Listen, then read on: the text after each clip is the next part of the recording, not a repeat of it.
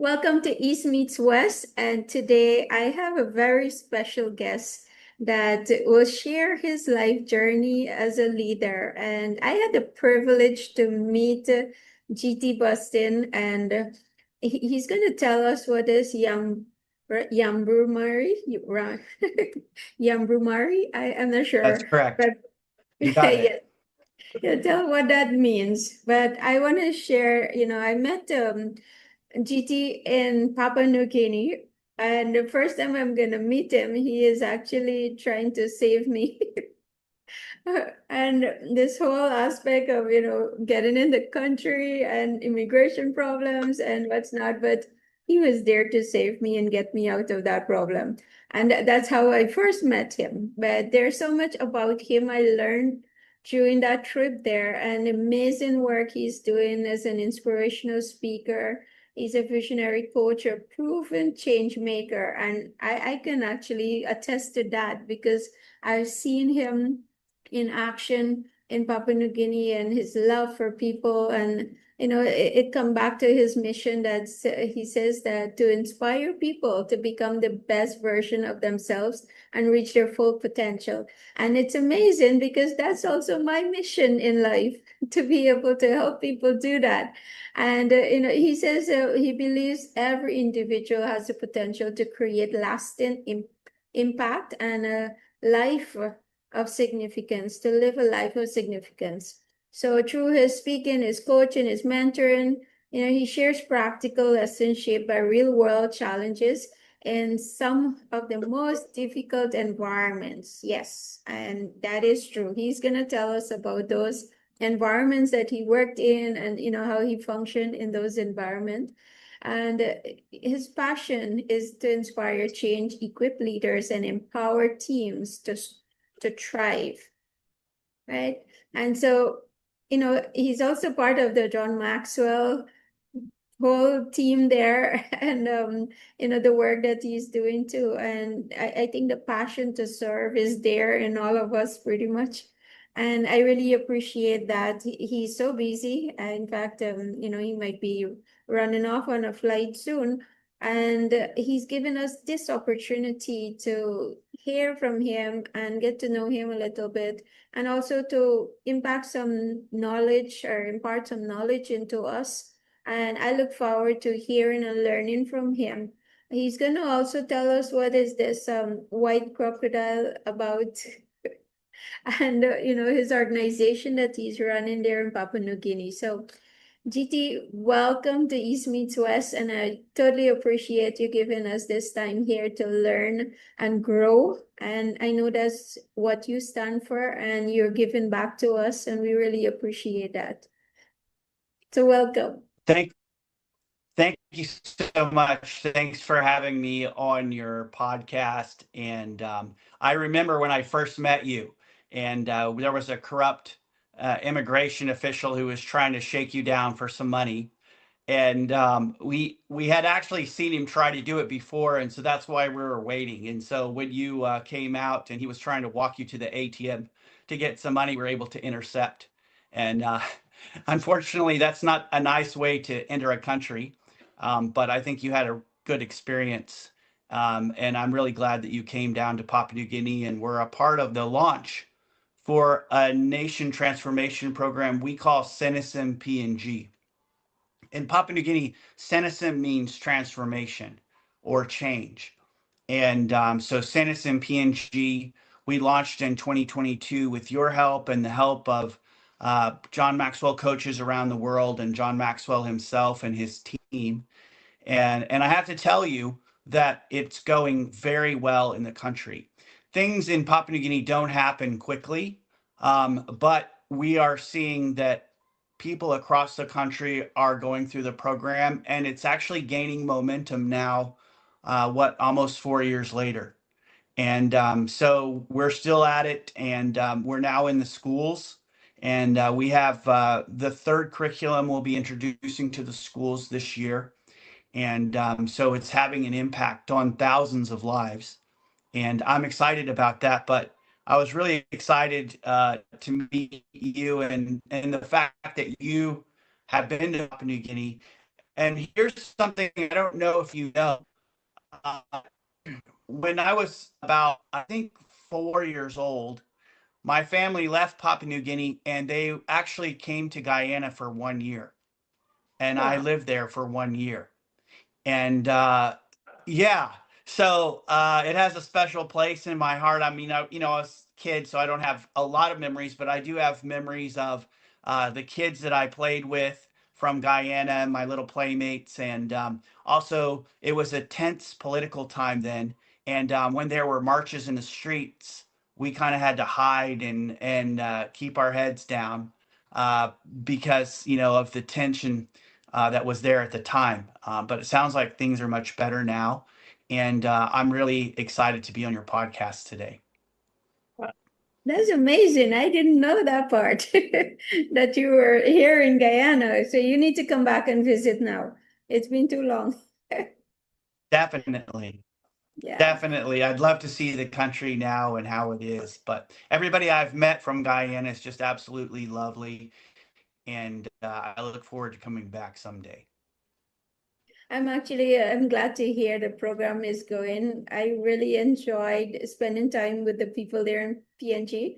And even until now, actually, some of them that took my information connect with me on Facebook and would send message, would ask advice about businesses and different things, actually. And so it's amazing that, there are people who are hungry to do something. I think that was the first country that I have ever visited and saw so many people just sitting on the street. The whole aspect of the work not available and underemployment or lack of employment, I should say, in a country. And for me, it was like something shocking coming from my country, for one, that we don't have 1 million people, and to see so many people too, and then so many out of a job. And it just put things into perspective. And so Titi, tell us, what's this Yambru? Well, I was born and raised in Papua New Guinea, and I was initiated into a clan in the 𝐉𝐸𝐴𝐵 province called the 𝐉𝐸𝐴𝐷 clan.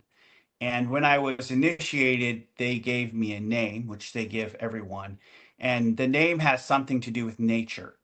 And in that area, there are a lot of crocodiles, and crocodiles are highly revered.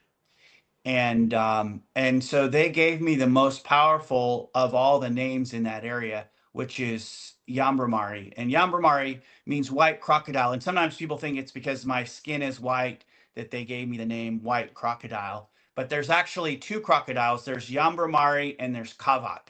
And it's a yin and yang. So 𝐉𝐸𝐴𝐷 is a powerful, mischievous, very forceful crocodile who actually, you didn't know this, but I'll just give you a little history lesson of the world. My village is the first place in the world where that emerged from the Great Flood. And the reason why is because 𝐉𝐸𝐴𝐷 called down lightning and dried up the waters in our village. And then after that dried up, then the waters receded around the whole world and finally got to Guyana. And you guys came out of the flood, but we came out first. That's our folklore in our village. And that was 𝐉𝐸𝐴𝐷 that did that. And 𝐉𝐸𝐴𝐷 is the opposite. 𝐉𝐸𝐴𝐷 is a small, dark crocodile that's deceptive, lazy, and doesn't add any value to the community. And so they gave me the name 𝐉𝐸𝐴𝐷, which is a great honor. But it doesn't have to do actually with my skin color. It has to do with the fact that this particular crocodile is a lighter skin colored crocodile. But I think the message is I think the big message is adding value, right? And that's what you're doing with your podcast, and that's what I'm doing with my life's work. And I think people are attracted to your podcast because they want to know how to add value in their own lives, in their own circles, and in their own way.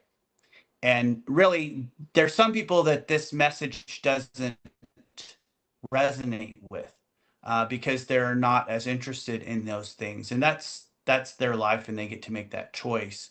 But I like to spend my time with people who want to add value and make a difference in this world, because I see the big picture, and adding value is one of the ways to make your life count, and to be significant and to have an impact in the world requires you to look up, lift your head up above your own surroundings and look at other people and how you can make a difference for them.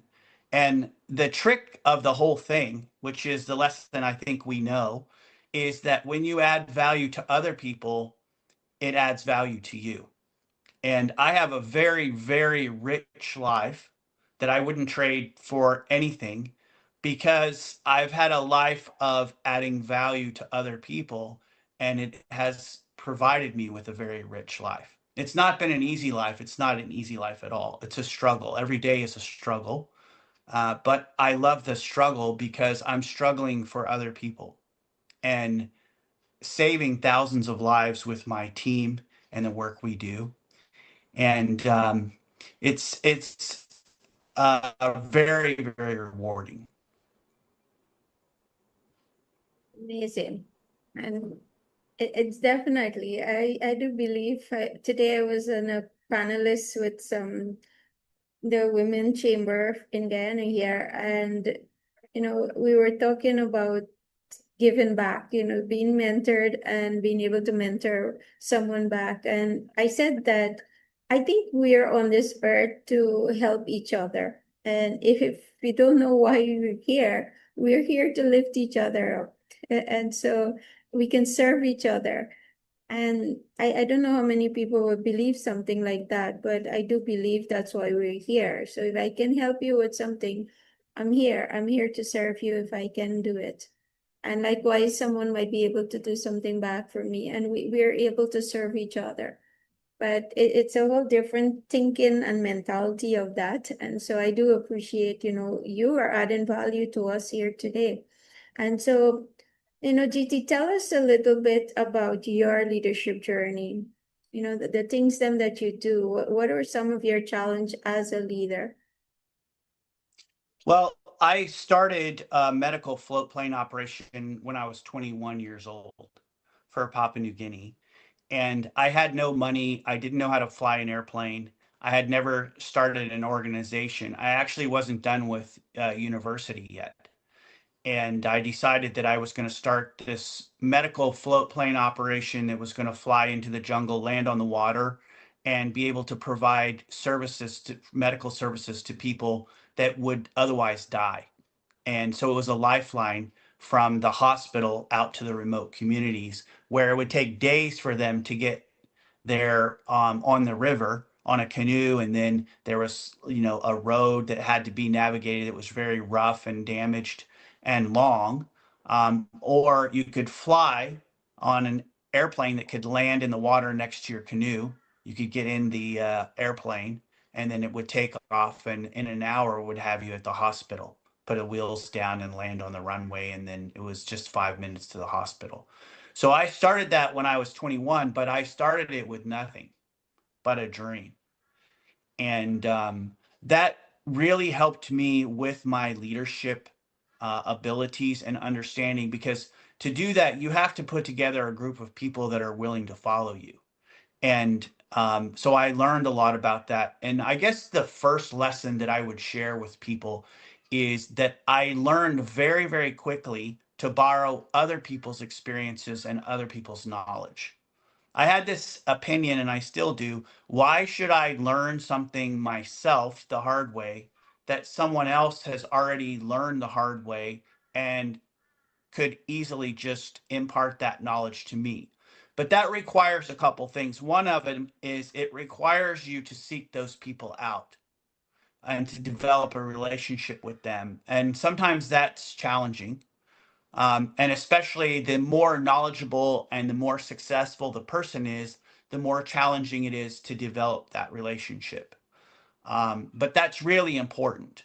And it has to be based off of a relationship. And the way I approach every relationship is, how can I add value to you? How can I bring something to the table? Oftentimes people show up and say, what can I get to the table? What can you give me? What can you do for me? And that's so common, everyone expects it.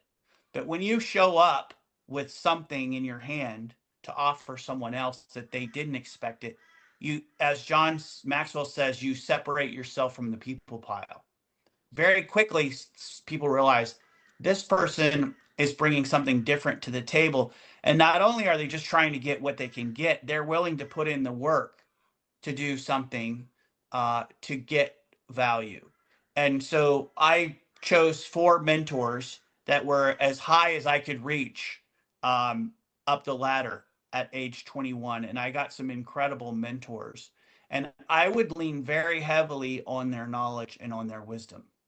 And so that's something that put me light years ahead, because if I had to learn what they took them 30, 40 years to learn, it would have been a massive struggle for me. But I could quickly take what they said and adapt it and employ it into my mission, what I was trying to do. And so that jumped me ahead. And I can't stress that enough. And I'm a lifelong learner of people who are more advanced than me.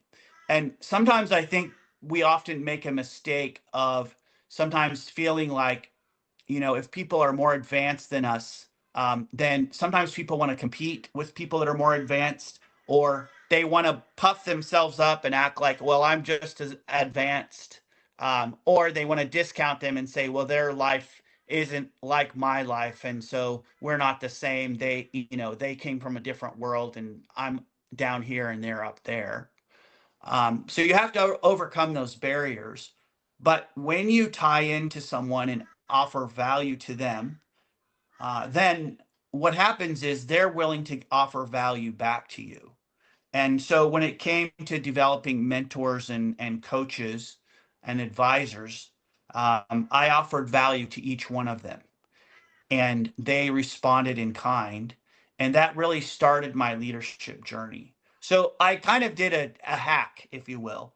I was way ahead of 21-year-olds my age, because I sought out people that were actually in their 50s and 60s and had accomplished significant things in lives. And they helped me build the organization from scratch with their knowledge. So that was probably the first lesson I would like to share today, is make sure that you offer value to someone who's further down the road than you are, and develop a relationship with them, and then learn from them. And most people are happy to invest in other people that are in those positions, but they want to make sure that they're investing in someone who will take their investment seriously and put it to good use. And that requires action and work on the part of the person who is looking for advice. Yes. Actually, today we spent a lot of time talking about mentors, and you're here reinforcing that, what the mentors did in your life. And, for those who are listening, this is important, that you do have or get somebody that can mentor you. And I love how GT put it, is that, somebody who's been there before, who have gone through this before, who can actually, you can learn from them, their mistakes, or also their success and what they have done. And how can you may not be able to apply everything that they did exactly, but you can learn some of the things and adapt some of it into your life, and how you can scale yourself. But I do, we're talking about John Maxwell. I always remember he says that one is too small a number to achieve greatness. And sometimes we think that we can do stuff alone. I don't need no mentor. I don't need somebody to tell me what to do. I know what I need to do. And sometimes that kind of attitude doesn't get us very far. And it's something I had to learn personally, that you do need people. Your vision and your goal is so big, Shanti, you can't do it alone. You will need people on your side. And it's something that I just start working on, start connecting. And I love that you said developing relationships, to be the people them to follow you. They got to know you, like you, trust you, to be able to actually, do the things that your vision, where you want to go, and getting them aligned to that. So thank you so much for sharing that, GT. Tell us a little bit more about some of your lessons. I think the second lesson after that lesson would be how to get people to follow you. And you have to remember that, again, you're adding value to other people. And the reason why they're following you is not because you're such an amazing person. It's because you are adding value to their lives and because they resonate with what you're doing, which is adding value to other people's lives. So, so the second lesson is getting people to follow you. And what you have to do is you have to add value to people. And sometimes that value is sharing the story with them and allowing them to be a part of the story. So when I was raising money in the United States for a medical float plane in Papua New Guinea, most people in the United States didn't even know where Papua New Guinea was. And I was asking them to give me money to buy an airplane to save lives in a country they didn't know existed. And so it was challenging. But what I learned very quickly was to allow them to be a part of the adventure. And so I called it an adventure in faith. In fact, that was the tagline for the entire thing, was an adventure in faith. So my message to them was, I'm on this big adventure and I want you to be a part of this adventure. And what I'll do in return for you helping me financially is I'm going to share this adventure with you. And I did. And the first person who actually donated was the librarian at my university, and she donated $20 a month for about 12 years until she died. And every month she would get a letter about that adventure and what happened. And she told me, she said, I look so forward to those letters to find out what my $20 helped to accomplish. And it was adding value to her. And so when we are doing something significant and we need people to follow, we need to remember they're not following us because we're amazing. It's because we're adding value to their lives and we're doing something that resonates with them, which is adding value to other people's lives. And whenever we forget that, then we're off tune. And it's not long until people lose interest. As soon as people get to a certain stage in life and they think, oh, it's about me, I'm amazing, I'm so incredible, I've done so much, and of course they want to follow me, then those people are basically useless because they doesn't resonate. No one cares that much. What people want to do is they want to find significance in their life. And if you add an opportunity for them to, well, think about it. Why did you go to Papua New Guinea? You went because it resonated with you to make a difference in people's lives. I mean, it was expensive, it was challenging, it's a long way across the whole world, but you did it because you wanted to have the experience and you wanted to add value in people's lives. And so when you're leading other people, remember it's about them. It's not about you. So that's my second lesson for today. Number one is to find people ahead of you that you can follow. And number two is when you're trying to get people to follow you, you need to remember that it's because you're adding value to their lives that they are following you. Wow. That is very impactful. I do hope that everyone is listening. I think this is where humility and the heart to serve steps in here now that, you're doing it for others. It's not for any selfish gain, or you're doing it because you want to be praised, or, for some title or whatever it is, but just simple that I want to serve you. I want to add value to your life. And I think honestly, GT, that's something so rare right now in our world, that, to find people that just want, let me just, we say, bless you. Let me just add value to you.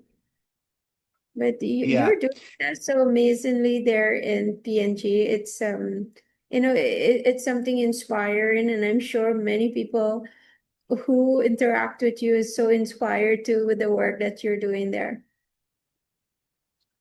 Thank you. Well, that brings me to my third point, which the third point is that you have to be consistent. So I've been doing this now since I was 21. I'm 53 now. And it's been years and years of being consistent. And now I influence the nation with my organization, the PNG Tribal Foundation. And it has been consistency. And I think that's such an important thing. When people start on a dream or start on a big idea, sometimes they get so far and they just go, well, that didn't work out. But that's not how it works if you want to have impact. You have to be consistent. You have to stay at it for a long run and realize that you're on a journey, you're on a marathon and not on a sprint. And so when there's hiccups that come across your path, which there will be. And by the way, the bigger you get, the bigger the challenges get. I remember when I was starting the medical float plane operation, I thought this is the biggest thing I'll ever do in my life. I mean, this is so huge. I don't know if I can accomplish this massive thing. And now I look back at it and it's kind of funny that I thought that. It's kind of like, when you're in grade school and you think, "Oh, this math test is just going to kill me." You know. And then you look back and you don't even really remember the math test. That's the way it's the challenges grow equal to the size of the dream.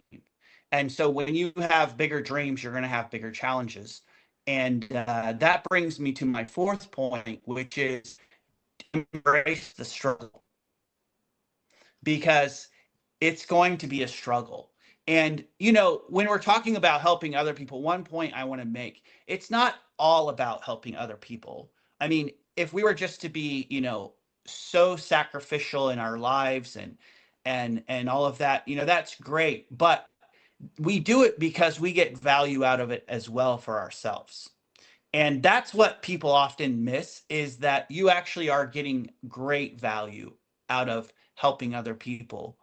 It's adding so much back to you. And that's probably not your primary motivator, but it is a sustaining factor. Because you just think about it, if you're just constantly giving to someone and they're constantly taking, that's not very sustainable. After a while, you start going, this is a one-way street and I'm tired of it. But if you are someone who gives to other people and you realize that I'm adding value and it's adding value to my life, then it becomes a way of being. And you understand that because I'm doing these things, I have a richer life. I am more fulfilled. Maybe it's I'm constantly the giver in this situation, but the receiver is taking what I'm giving them and making something out of that. And I have to tell you, as generous as I am in my life, I'm also someone who can flip a switch and completely not help someone. I don't just give and give and give and be taken advantage of. And I've had so many people over the years who have taken advantage of me, of my kindness. And so that switch is a lot easier to flip these days than it was in the beginning. And I think we have to do these things on balance. There are some people that they just will take whatever we give them, but they won't actually make anything from it. They just want us to do the work for them. Just recently, I rescued a street boy and I gave him all of the opportunities he needed to succeed in life. But I told him, I said, this is really up to you. Whether you decide you want to live off the streets and get education and have opportunity in lives, and his big dream was to learn how to drive a car. And I said, absolutely, we'll teach you how to drive a car, but first you have to learn how to read. And if you put in the work and learn how to read, and also you have to work every day. So I'm going to give you a job. And if you don't work 4 hours a day, then that tells me you're not really interested in living off the street. Your choice is that you want to live on the street. You just want me to give you food and housing and make it easy for you, but not actually have you invest. And so the term I use is my power matches your power. My kids growing up as well. If you want me to do something for you, I'll put in the work, but it's going to match your level of work. It's not going to be that I'm going to do all the work and you're going to do none of it. That's not going to work. So I'm very clear to people when I'm trying to help them. If you're someone who's looking for a hand up, you're trying to make a difference in your life, and I have the ability to help you, I will. But as soon as I see that you're actually not interested in making a difference in your own life and you're not willing to put in the work yourself, then I'm not going to waste my time investing in you. I'd rather invest in someone else or invest in myself. So I think we need to be very clear with our good work and our willingness to help other people. Not everyone deserves it. And that's a very important point, I think, because sometimes it's just like, well, I'm just a doormat and everyone can walk on me and that's fine because I'm a giver and they're all takers. That's exhausting. And I don't think it's actually helpful to them because we're just enabling them. So we have to find those people who are willing to put in the work themselves, who are willing to take the investment to make something of it. My mentors that I spoke of from the beginning, they got great satisfaction in helping me because look, I've saved over 10,000 lives with my life's work and affected well over 1 million people directly. So can you imagine being the person that's like, I helped this guy get started? That's great value to them. But that's because I put in the work. If I was to show up and say, hey, I need money, I need to do this, can you do it for me? And then they help me and then nothing happens, they would have lost interest quickly. Why? Because there's no value in it for them. So it's a Yes, two-sided coin. I totally agree. I honestly agree. And sometimes as you were speaking there, I was thinking, how does this also plays out in a job? We have so many people who come into a job and they want this big salary and they want this, but they don't want to play their part. You should give, give, give, and then they don't deliver on their end too.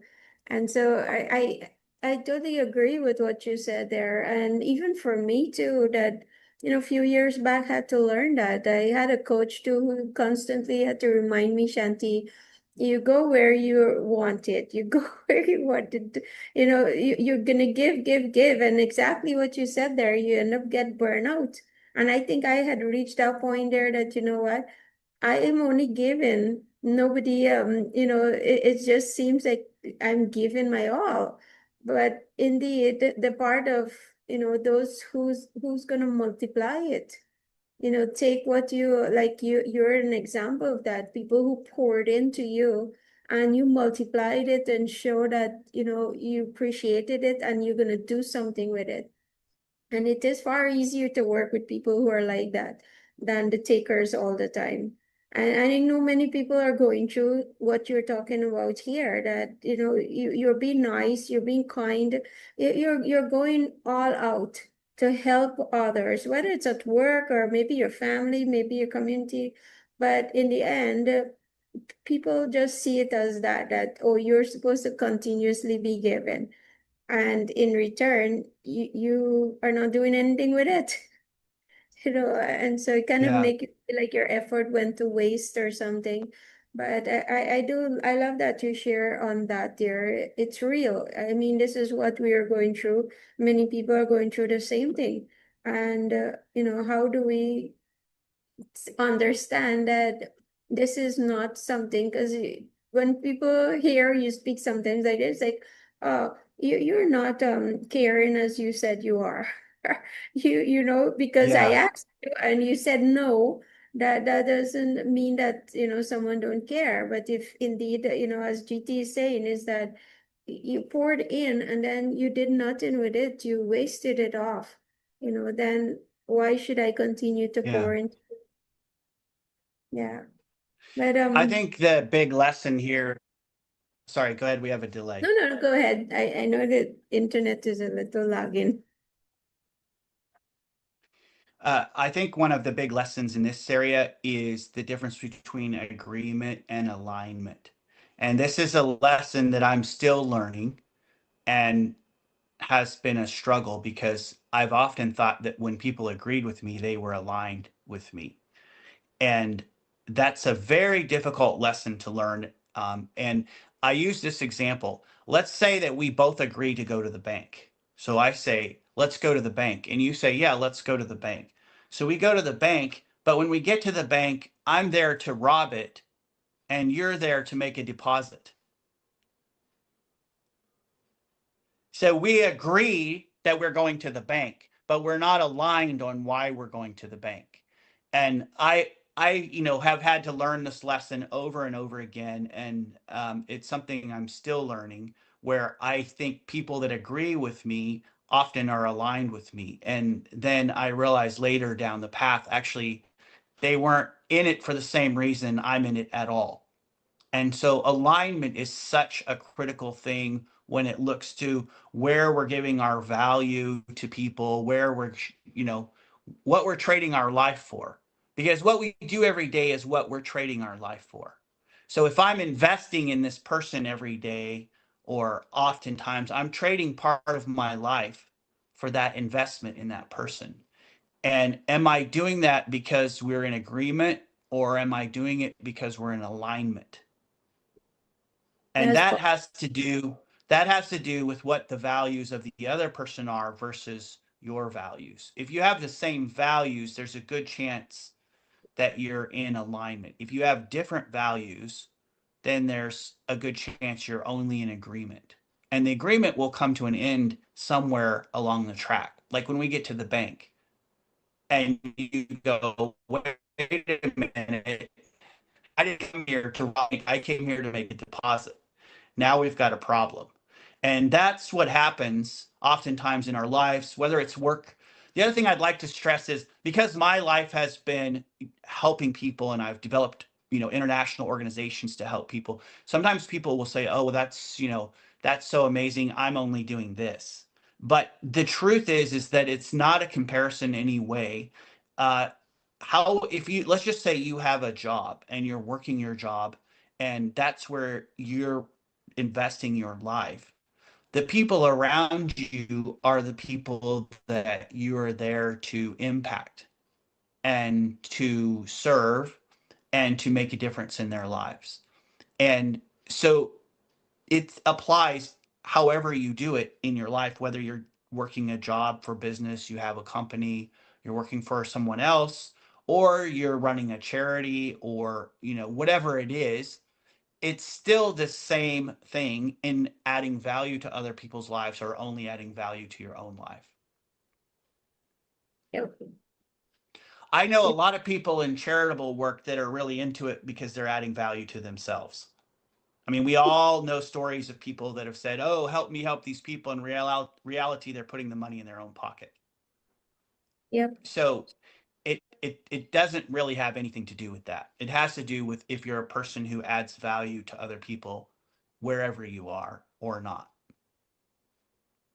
Yes. This is some priceless, nuggets, I would say, that you're given here.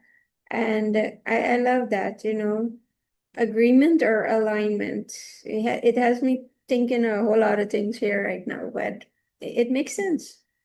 And maybe for all of us here to look back, the relationships that we are having, whether it's a job or, any personal relationship, are you in agreement or you're in an alignment?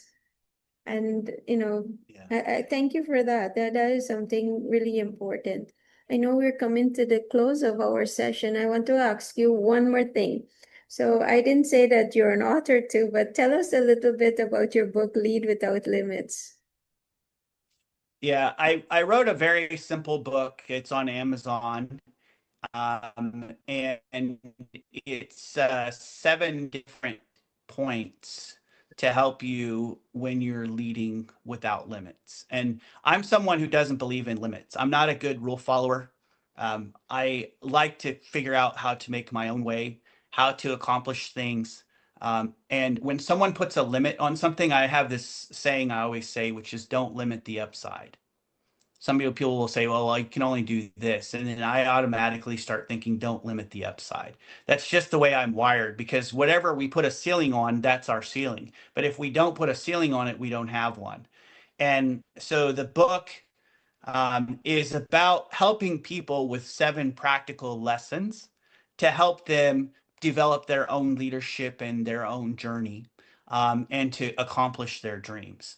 So it's an easy read. It's less than 100 pages, but it's something that I think people will find that will stick with them. It's a lot of stories and things that people can apply to their lives. I don't like talking for the sake of talking or writing for the sake of writing. I like to deliver nuggets to people, and hopefully add value to them. And so that's what I attempted to do with the book. Awesome. So as you heard, you can check it out on Amazon, Lead Without Limits, GT Bustin. So check it out, and also, maybe leave some review for GT on what are the, things that are resonating, or things that you've started acted on based on reading his book, or even listening to him today on this podcast, that there's so many things he have landed here for us, and things that we could reflect on in our personal lives, that we can look back and see, okay, where maybe we need some change also. Maybe rethinking certain things, and doing some things differently from here on. But GT, thank you so much for giving us your time today. I really appreciate. I know we're 12 hours difference right now, or is it 10 hours? I can't remember, but we are yeah, I think it's 12 hours difference that we have.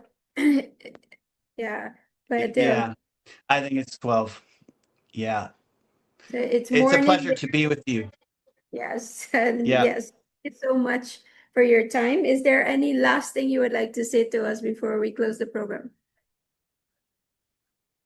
If people want to follow the journey, it's Papua New Guinea Tribal Foundation or pngtribe.org, and we're just in the process of updating our website, and people can follow along and join this new adventure that I've been on my whole life. But I think the important thing I want to leave with people is this: you're more powerful than you realize, and your life can have more significance than you realize. And what you have to do is find people that will believe in you, limit the negative thoughts, and be consistent on your dreams. Awesome. Thank you so much for that. You're powerful. And say it with power too. So guys, share Exactly. this recording, share this time that we're having here. Ask any question, please post your question in the comment section, and we are going to respond to you, or share any of your story too, as you want to, as you learn from GT here too. So again, thank you for being on the program, GT, and really appreciate that you made the effort to be with us today. All the best in the work you're doing there. Or maybe one Thank day I'll see you back in PNG, or you might come to Guyana to actually visit us back, since you've been here. That's a great possibility. Thanks for having me, Shanti. Okay, take care.